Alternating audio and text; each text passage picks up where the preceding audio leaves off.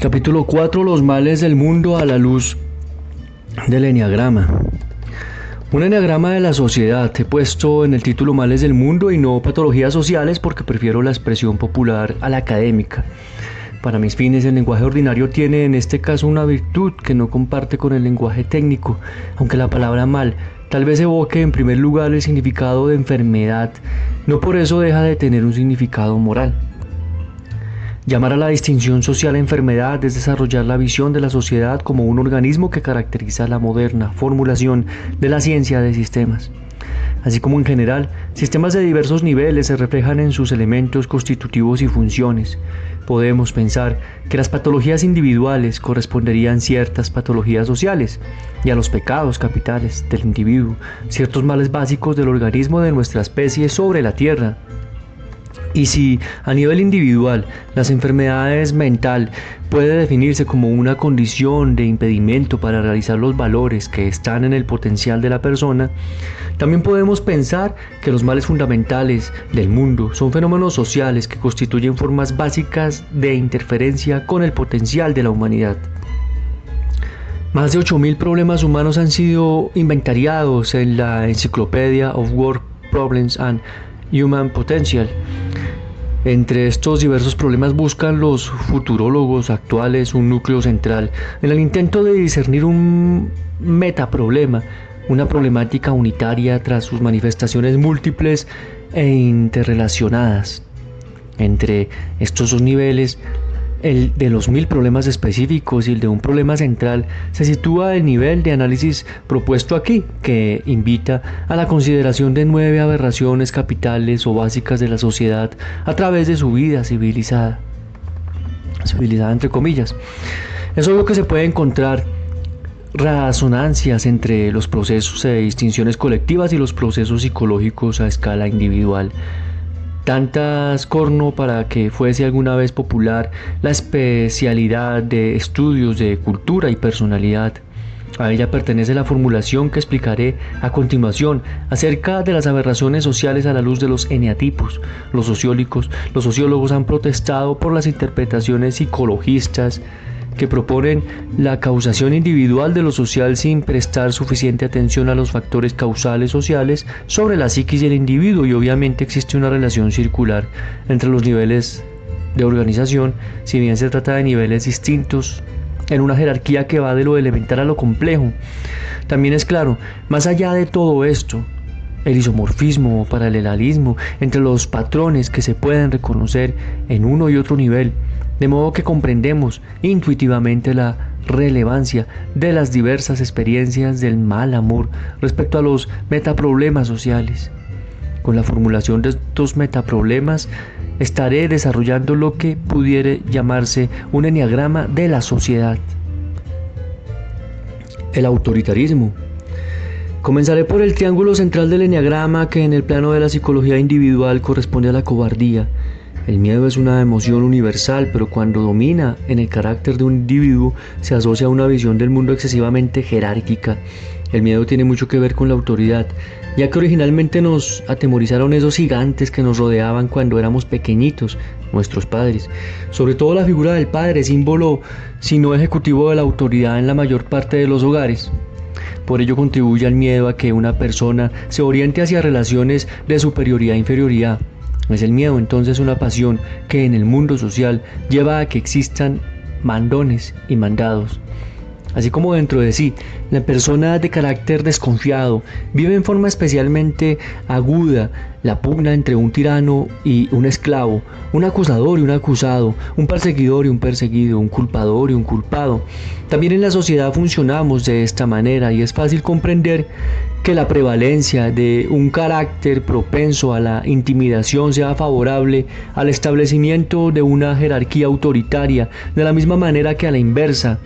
Puede pensarse que una sociedad autoritaria favorezca el desarrollo del carácter temeroso.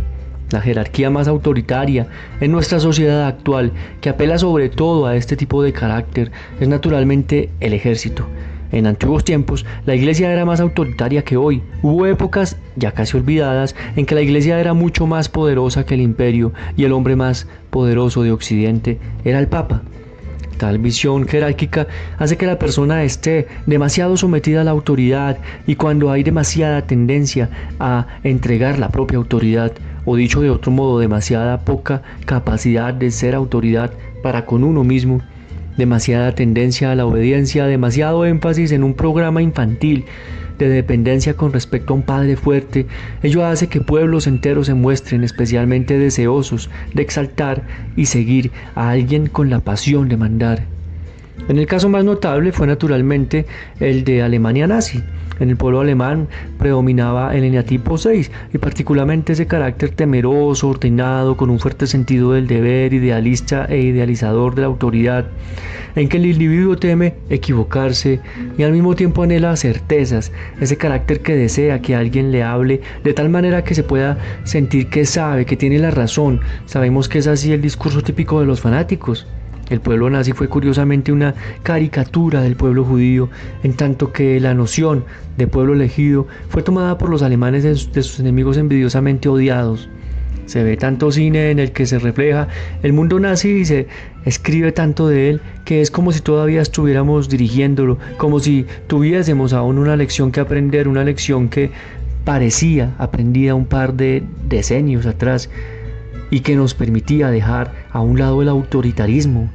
Sentíamos que ya estábamos preparados para no caer nuevamente en las aberraciones del nacionalismo, pero parece que no. Por el contrario, se está reafirmando el autoritarismo en el mundo y los nacionalismos están en pugna por todas partes. Aunque medie un abismo entre la fe profética de quienes se sintieron destinados a un rol salvífico a través del sacrificio en aras de sus ideales, y el nacionalismo agresivo, para el cual la exaltación de los valores patrióticos o nacionales constituye la premisa de un derecho, pienso que el miedo ha sido a estructura central, no solo del pueblo alemán en la Europa contemporánea, sino de la cultura occidental cristiana y de la cultura judía antigua. Nietzsche, ese gran crítico de la cultura cristiana, decía que nuestra moral es una moral de esclavos, una moral de oprimidos, que nos sirve para sobrellevar la opresión. No valoramos el coraje como los griegos antiguos, valoramos la humildad, la obediencia, el portarse bien, porque eso es lo que las autoridades quieren. La patología social que estoy tratando es lo que técnicamente se llama autoritarismo. El autoritarismo tiene en el individuo una serie de características como la sumisión a los de arriba y la agresión a los de abajo. La tan citada ley del gallinero, con su jerarquía del picoteo. En las jerarquías humanas se reciben las agresiones de los demás arriba y se descarga el resentimiento en los de abajo o en los de fuera del propio grupo, en algún chivo expiatorio. Una vez vi una historieta de alguien que está viendo en la televisión un programa en el que Fidel Castro elecciona a múltiples multitudes. Cambia de canal y parece Mao arengando a las multitudes. Por fin apaga la televisión y se pone a arengar agresivamente a su perro. Lo mismo se repite a través de las generaciones, se abusa de la autoridad con los hijos y así se perpetúa el carácter autoritario. Este es el aspecto más visible del autoritarismo, el mandar y el ser mandado, la enajenación del poder propio, el dar demasiado poder a otros, la dependencia de las figuras pseudoparentales, como el patrón que actúa in loco parentis, amparándose en la benevolencia de que se le concede y se espera de él un padre, hace el paripé de la benevolencia para poder explotar y controlar mejor. Muchos han pensado que no existiría la institución del Estado si no estuviera apoyada en esa forma microscópica de gobierno que es la organización patriarcal de la familia. El aspecto más interno de la relación de autoridad es el uso de la acusación, la culpabilización. Sabemos que a lo largo de la historia se ha mantenido a la gente en orden amenazándola con el infierno. ¿Qué clase de persona eres? A un padre no se le habla así. ¿Qué traición a la patria? Y toda acusación se apoya en una ideología. Es aparentemente cierto que las ideologías están muriendo, están agónicas. Muchos lo han denunciado. Marx fue tal vez el primero que puso el dedo en la llaga, mostrando cómo las ideologías son un instrumento de manipulación, y desde entonces ha habido muchos otros. Mahain, Marcuse, pero aunque resulta una aberración el hecho de que hoy cueste encontrar a alguien que crea algo, existe una ideología que compartimos implícitamente, que el sistema funciona y es legítimo. Por ejemplo, ¿a poco se les ocurriría suponer que los estados soberanos, que los gobiernos son cuestionables y que cabría encontrar una forma mejor de convivencia? Hace un tiempo estaba prohibido ser marxista justamente porque Marx había cuestionado la necesidad y bondad del Estado. Lo mejor de Marx fue precisamente este cuestionamiento. Su verdadero legado consistió en el comienzo de la búsqueda de alternativas y no en la solución que ofreció. En esto se asemeja a Freud, quien apuntando ciertas cosas que funcionaban mal, caló hondo en nuestra historia cultural, aunque su propuesta está ya muy revisada y pocos son los freudianos ortodoxos en nuestro tiempo. La ideología implícita de que todo está relativamente bien y que las cosas se están haciendo lo mejor posible desconoce que haya una estructura de poder invisible, así como gente bastante interesada en que las cosas no cambien. Nos sentimos parte de un mundo democrático, pero los griegos lo eran mucho más que nosotros.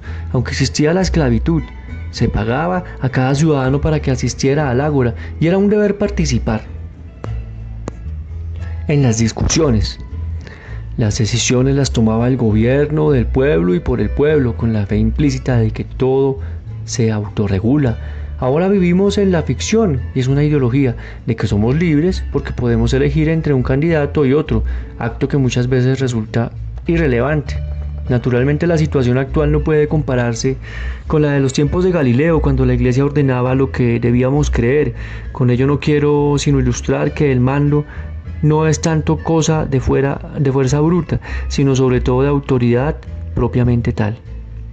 Existe todo un arte de arrogarse la autoridad, un arte de parecer que uno es legítimo y en apelar a los principios que nos permiten parecerlo, un arte también en hacer que otros se sientan niños y nos tomen como padres sabios y bondadosos. Con todo esto, he pretendido explicar la patología social llamada autoritarismo, cuya institución prototípica es el Estado.